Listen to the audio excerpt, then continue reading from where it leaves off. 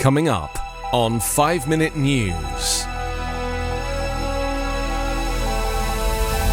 January 6 committee hearings go prime time. Michigan officer charged with murder of Patrick Lyoya. And Arizona braces for temperatures above 110 Fahrenheit as death toll rises. It's Friday, June 10. I'm Anthony Davis. With never-seen video, new audio and a mountain of evidence, the House committee investigating the January 6 attack on the US Capitol showed not only the deadly violence that erupted that day, but also the chilling backstory as the defeated President Donald Trump tried to overturn Joe Biden's election victory.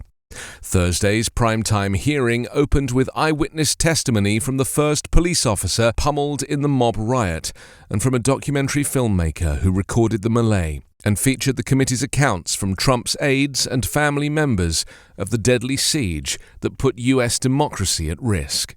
The 1-6 panel's year-long investigation into the Capitol attack began to show how America's tradition of a peaceful transfer of presidential power came close to slipping away.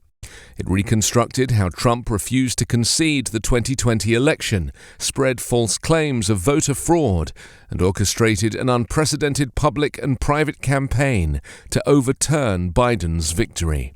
The result of the coming weeks of public hearings may not change hearts or minds in a politically polarized America, but the committee's investigation, with 1,000 interviews, is intended to stand as a public record for history. A final report aims to provide an accounting of the most violent attack on the Capitol since the British set fire to it in 1814, and to ensure such an attack never happens again. Against this backdrop, the committee will try to speak to a divided America ahead of the fall midterm elections when voters decide which party controls Congress. Most TV networks carried the hearings live, but the far right-wing Fox News channel did not. A prosecutor filed a second-degree murder charge on Thursday against the Michigan police officer who killed Patrick Lyoya, a black man who was on the ground when he was shot in the back of the head following an intense physical struggle recorded on a bystander's phone. Kent County Prosecutor Chris Becker announced his decision against Grand Rapids officer Christopher Schur, who killed Lyoya minutes after a traffic stop on April 4. Video from a passenger in the car captured the final chilling moments. Schur fired the fatal shot while Lyoya was on the ground, demanding that the 26-year-old refugee from Congo let go of the officer's taser. Schur, who is white, told Lyoya that he stopped his car because the license plate didn't match the vehicle. Roughly a minute later, Lyoya began to run after he was asked to produce a driver's license. Schur caught him quickly, and the two struggled across a front lawn in the rain before the fatal shot. Defense lawyers claimed the shooting was not murder but an unfortunate tragedy during a volatile situation. Grand Rapids Police Chief Eric Winstrom said he would recommend Schur be fired, though he is entitled to a hearing and the ultimate decision will be up to the city manager. Schur has been on leave since the shooting. Family lawyer Ben Crump said the murder charge was the right call, adding, "Officer Schur must be held accountable."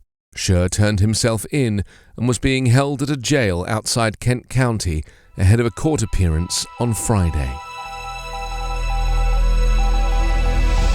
A dangerous heat wave is due to scorch large swathes of Arizona for the rest of the week, triggering the first extreme heat warning of the year, as temperatures in Phoenix are forecast to top 113 degrees Fahrenheit on 3 consecutive days. Day and nighttime temperatures are expected to reach 7 to 10 Fahrenheit above normal for this time of year, which could drive a surge in medical emergencies and deaths as people struggle to stay cool amid soaring energy prices and rising homelessness. Extreme heat is America's leading weather-related killer, and Phoenix in Maricopa County is the deadliest city. Nighttime temperatures are unlikely to fall below 80 degrees Fahrenheit until at least the middle of next week, posing a danger for people without access to adequate shelter or air conditioning. So far this year, the Maricopa County Medical Examiner is investigating 30 possible heat-related deaths dating back to April. Phoenix is America's fifth largest city, a sprawling urban heat island without adequate shade, water, affordable housing, or addiction services to meet the needs of the rapidly growing population. As a result, rising temperatures and extreme heat events linked to the climate crisis have become increasingly deadly. Over the past decade, the heat death toll has more than tripled, with 662 people dying in Maricopa County, which includes Phoenix, in the past 2 years. For economically stable residents, such scorching temperatures are little more than an inconvenience or manageable problem. But for some, extreme heat is a catastrophe. You can subscribe to 5 Minute News on YouTube with your preferred podcast app. Ask your smart speaker or enable 5 Minute News as your Amazon Alexa flash briefing skill. Subscribe, rate and review online at 5minute.news. 5 Minute News is an Evergreen podcast covering politics, inequality, health and climate, delivering independent, unbiased and essential world news daily.